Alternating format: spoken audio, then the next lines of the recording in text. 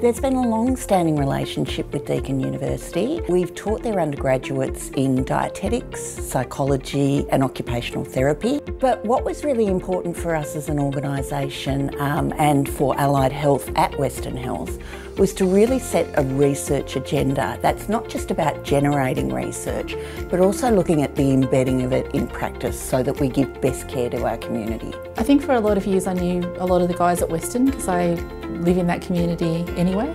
But in 2018 the Department of Health and Human Services in Victoria funded a group of positions, and Western Health was one of the first to get the position as an allied health research and translation lead.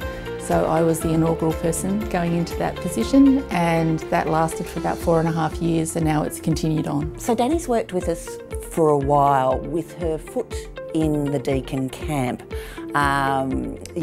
generating research around long COVID. We see a lot of our patients struggling with their recovery after COVID. So we've been doing lots of research around long COVID and working with our consumers to develop services. I think if you're embedded in industry, or you're actually embedded where your research is designed to be used, then you get much better uptake. It's really nice to be able to do the research and then see how it changes practice straight away, as in the very next day people take it and use it. So I think being on site's been really good. If you're working in a university all the time, you can be a bit removed. And especially in the last few years when COVID's been running amok, it's been really good to be on the front line with people and seeing what it actually means, because everything has changed.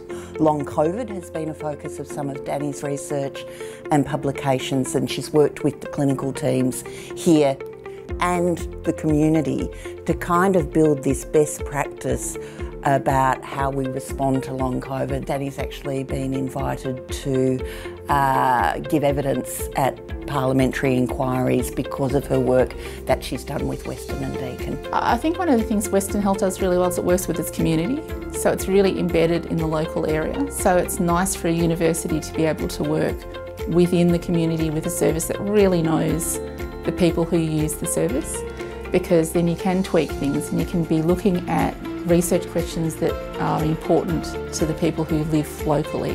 And I think that just makes it much easier to translate it and to make a difference on the ground.